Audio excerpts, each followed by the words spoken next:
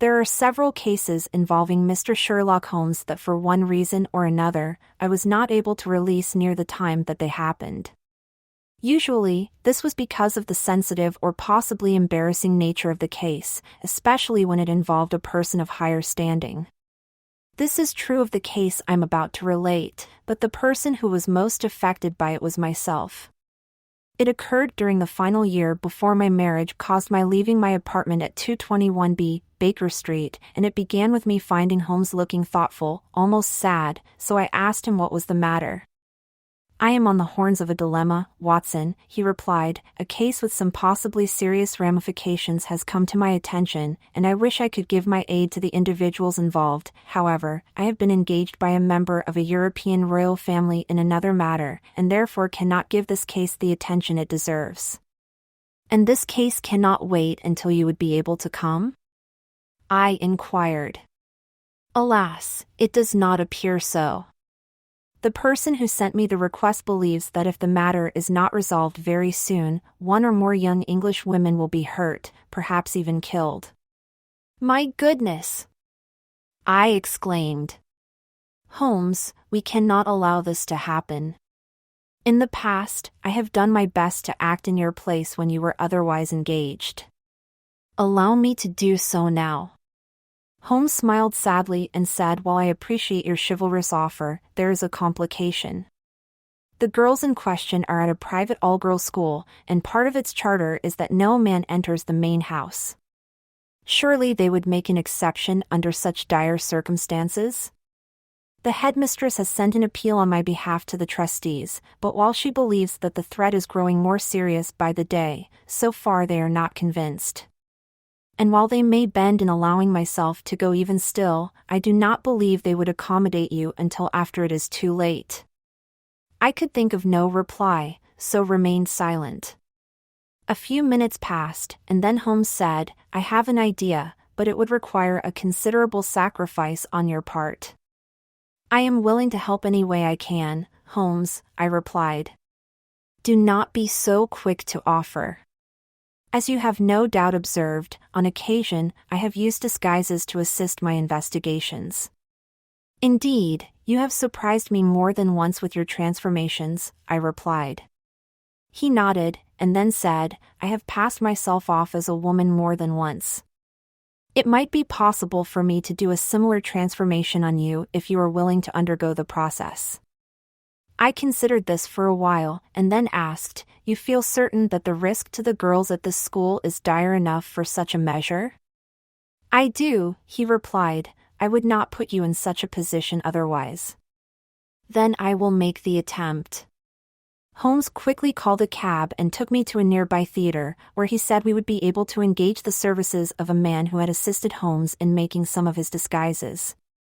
Once inside, Holmes introduced me to a distinguished-looking older man and explained the situation, and soon he took me back to a change area with a large number of costumes. While this was going on, Holmes told me that because of the strange events at the school, some of the staff had given notice, and that my role would be as a replacement teacher, and so the costume chosen would be one suited to that role. The next hour was both mortifying and informative, as by the end the person who looked back at me in the mirror, while no ravishing beauty, would certainly pass muster.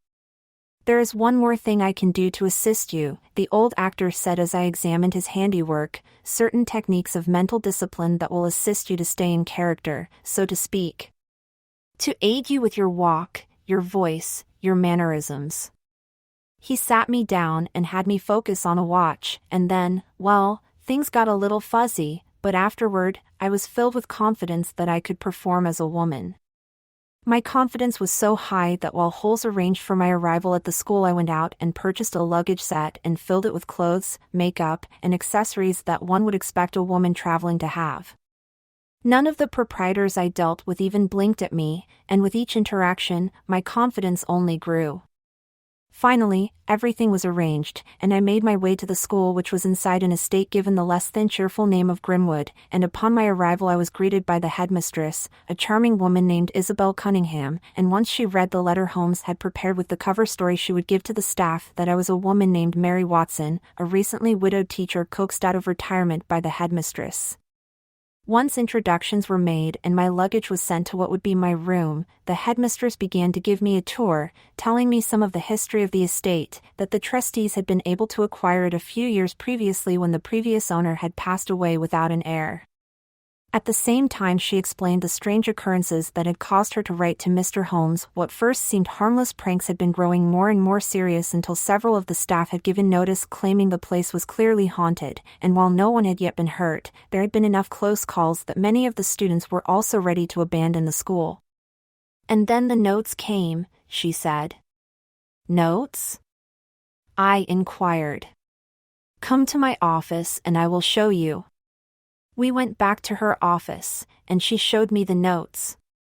They had messages like "The hunter is watching," "The children are not safe," and "The hunt will start soon, take the children and flee." The hunt? The hunter? I asked. There is a story that I was told when we were given this place, that a man once used this property as a hunting preserve and his prey was other people. Surely that cannot be a true story, I exclaimed. True or not, it seems to be what the writer is referring to, she said. The bigger question is why send these notes? To further frighten you, or to aid you? I mused. Aid me? I recall a case where a woman tried to warn a victim indirectly, being afraid of what would happen to him, but also afraid to act more obviously. You then believe this is the case with our letter writer? She asked. I feel certain that Mr. Holmes would not want us to discount it, at least not yet. But I also feel he would find it premature to make such an assumption at this point. And as he is not here, we must do our best to emulate him, she replied with a smile. I nodded, and then I thought for a moment, then added, speaking of Holmes, I have an idea. Tomorrow night, make an announcement that Holmes will be coming in a day or two. Why? She asked. Because we may be able to upset our foe, make them feel their time is running out to accomplish whatever it is they are trying to accomplish. They then may make a mistake, and give us a chance to catch them. That sounds good. Now, what can we have you teach tomorrow? She inquired. I could talk about the British-Afghan campaign, I suggested. I believe that would be acceptable, she replied. For now, try and get some sleep, and we'll arrange a classroom in the morning. Sadly, we would have to make other plans. Whether my arrival played a part we did not know, but the hunter struck again that very night. As things turned out, it was lucky that I had not taken off anything that would reveal I wasn't a woman, before I heard the scream. As a result, it didn't take me long to reach the screamer, a girl named Alvina Hicks. She was standing over the abused remains of one of the dogs who patrolled the grounds at night, and while she had stopped screaming, she had started sobbing loudly. I managed to steer her to the infirmary while the headmistress got the girls who had also responded to her screams to go back to bed. I examined Alvina, and as she did not seem physically hurt but simply in shock, I arranged for her to get a strong cup of tea with a few drops of alcohol in it and go to bed herself. I had just completed that task when the headmistress came with an older woman, saying, "This is Christine Marstand, who, along with her husband, handles the dogs for us. He has a place just outside the grounds." Terrible thing was done to that poor dog, ma'am, Christine said. Did that girl see who did it?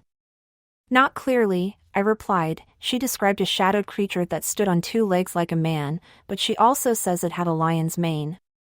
A lion's mane? Murmured the headmistress. I recall a story of Hercules. He killed some special lion, and then wore its skin as protection. Sounds more likely than a man-lion monster, I replied. The headmistress smiled, and then said to Christine, "Please let us know if there is anything we can do to assist in regards to that poor dog." "Thank you, ma'am, but since the poor beast is outside the main building, my husband can retrieve it without violating the school's policy," Christine replied, and then added, "Speaking of skinning, that's just about what the poor dog looks like." "What makes you say that?"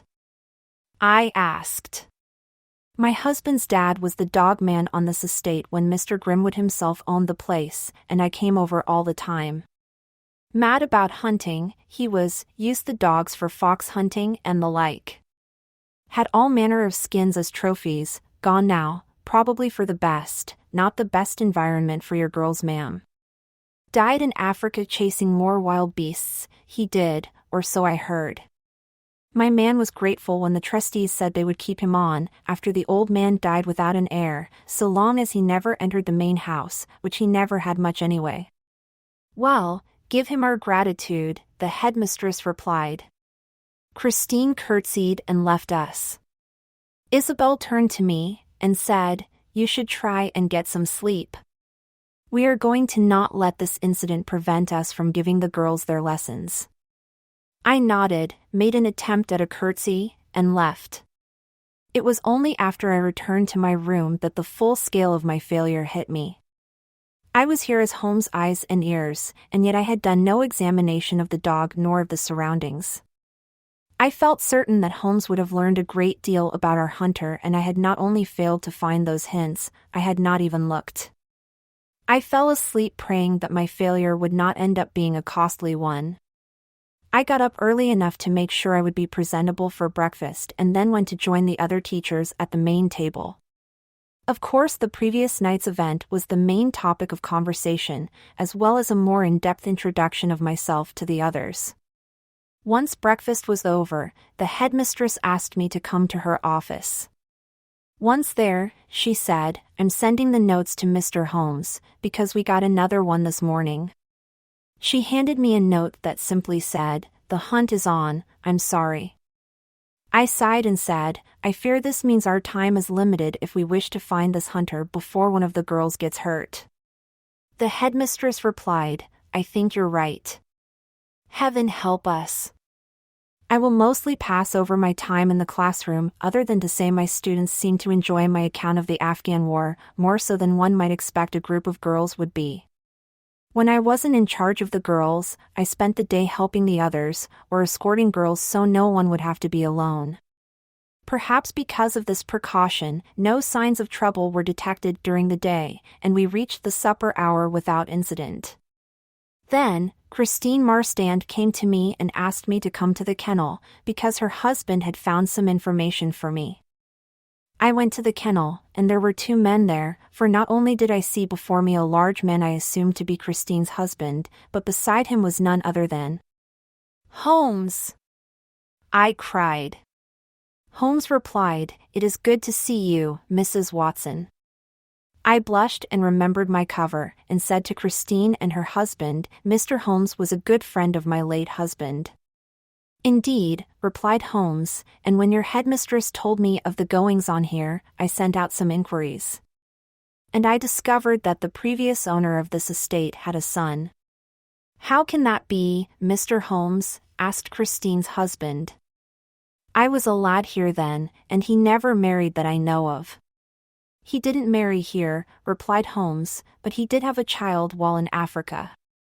What's more, my sources say all traces of this child were lost a few years ago." "So what are you thinking, Holmes?"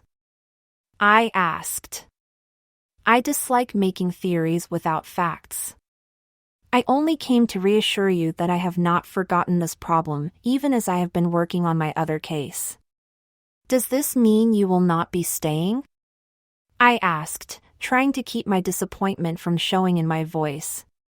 "No, I cannot," he replied. "I've managed to only get away from my other case for a few hours, long enough to tell you what I had found and to examine the corpse of the attacked dog. I must return without delay." "What shall I tell the headmistress?" I asked. "Tell her to take whatever precautions she is able to. And I will come when I can. Oh, you can also tell her the notes were written by a woman, or more likely a girl," he replied, and then he nodded to Christine and her husband and took his leave of us.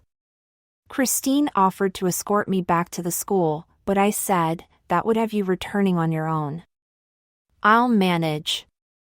I bid them both goodbye and walked back to the main house.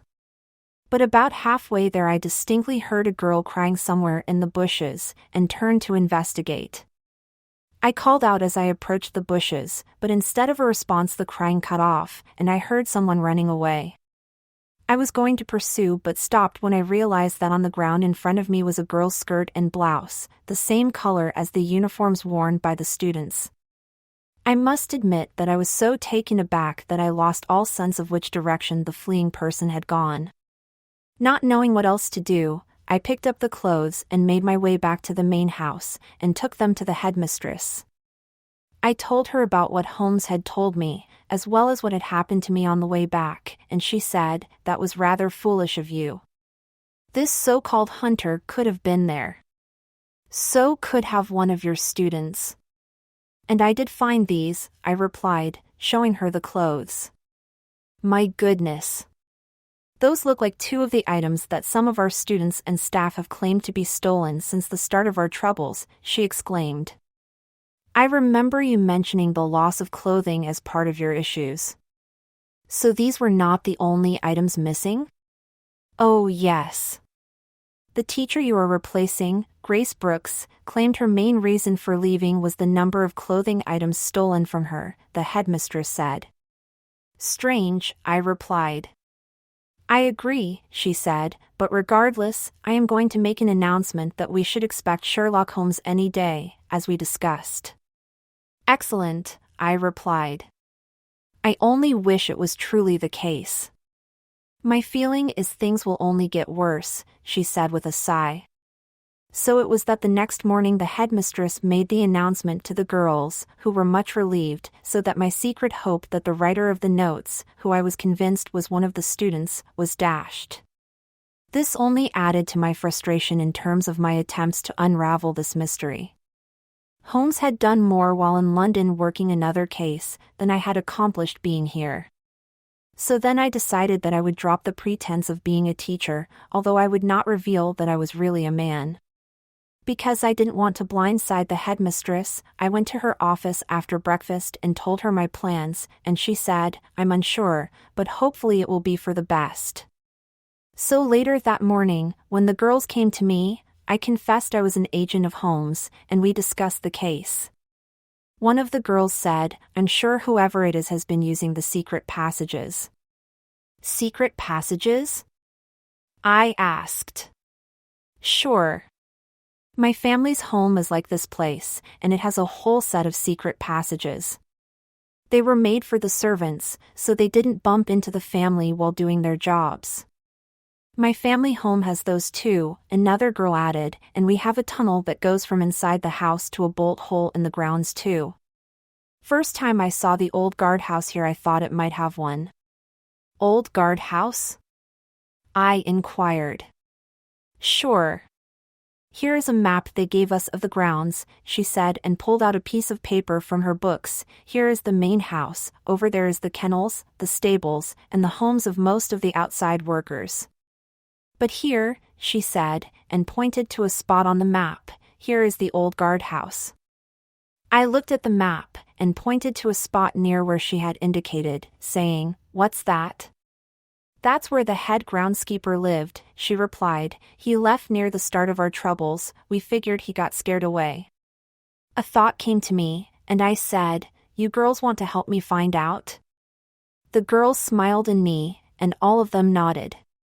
I knew I was taking a risk in revealing my status as a friend of Holmes, and perhaps a bigger one in getting the girls to help me, but I was tired of accomplishing so little, and I felt sure that in a large group we were reasonably safe. As we approached the old guardhouse I realized we were very close to the spot I had found the clothes the night before, and I ordered the girls to stay close to me. The old guardhouse was not large and looked like it could fall apart. It reminded me of my own state after I had come home from the Afghan war before I met Holmes, an old soldier in dire need of repair. We opened it up, and we could see there was a tunnel leading back into the house. Before I took the role of a woman, I would have run inside, down the tunnel, fearless in pursuit of this hunter. But perhaps taking on the role of a woman, or perhaps because I had the students with me, I hesitated, wondering what the right thing to do was. Then I looked at the girls, saw they were determined to see this through, and decided to forge ahead. I sent 2 of the girls back to the school to tell the headmistress what we were about to do, and then led the rest of the students into the guardhouse and to the tunnel within. We hit a stroke of luck at the beginning in that there was clearly one main path back toward the house, and it was clear it had been in use by this hunter. And as we went down the passage, I was determined that they would become the hunted instead. We came out in a larder near the kitchens, and no sooner than my eyes began to adjust to the brighter light, I heard a scream coming from not far away. I rushed towards the sound and saw one of the kitchen girls, and she was pointing to a figure in the shadow on the other side of the room. The figure stepped towards us, and if it were not for her skin tone, which was a rich coffee with cream color, I would have believed she was one of the students. "I stopped him," she said. "You're all safe. I've killed the hunter." She then toppled forward, and I saw blood flowing from both her wrists.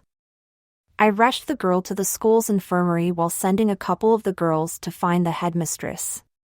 By the time she arrived at the infirmary, I had stabilized the girl, and the headmistress arranged transport to the nearest hospital. That is where Holmes joined us, several hours later. I and the headmistress had chosen to remain at the hospital, and shortly before Holmes has arrived we had been informed that the girl would survive, but her care would be transferred to the psychiatric wing. "This case will not need to go into your chronicles, Watson," Holmes said upon arrival, "since I was hardly needed at all, other than perhaps supply some details you missed in solving the matter." "You're saying it's over, Mr. Holmes?" the headmistress asked. "That yonder poor girl was behind all the trouble?" "Yes," he replied, "and I can provide you with proof." On my way here I took a moment to stop at the school grounds, and I found this in the gardener's residence. He then handed over a large book and added, "You will find the pages are the same type as the notes you received, and it's written in the same hand. I shall give it to the doctors here, perhaps it will help them treat that poor soul." I sat in silence as the headmistress flipped through the pages of the book, and finally she said, "What a terrible thing." She was trapped between extremes in terms of her heritage and her gender. Trapped between Africa and England. Trapped between male and female. No wonder she finally broke. "Indeed," replied Holmes. "However, perhaps the doctors here will be able to help her. Regardless, your skull is now safe, so I'm afraid I must take back the good Mrs. Watson, unless she plans to leave her former life behind." I stood and said, "No. It has been a unique adventure, but I shall return to being my former self." I said goodbye to the headmistress and asked her to give my regards to the girls for me, and then went with Holmes back to London. On our way, I asked Holmes, I didn't think of it at the time, but I wonder how the girl knew the servants' passages and the tunnel to the gardener's house. "Do you have a solution?" He replied, "In the book I found, there was a map of the estate, including the tunnel and secret passages. It's not in her hand, so I cannot be certain of its origin, but I believe it was given to her by a personal aide of her father's after her father's death. It seems that her father had a plan to bring her back to the estate, a plan she followed through on after his passing." I nodded, and we finished our return to London in silence. Once there, we stopped at the theater and I left behind my female attire and attitudes, returning to my former male self. Once I put away the notes I had made about the case, I tried my best to put the whole thing behind me, and Holmes never mentioned it again.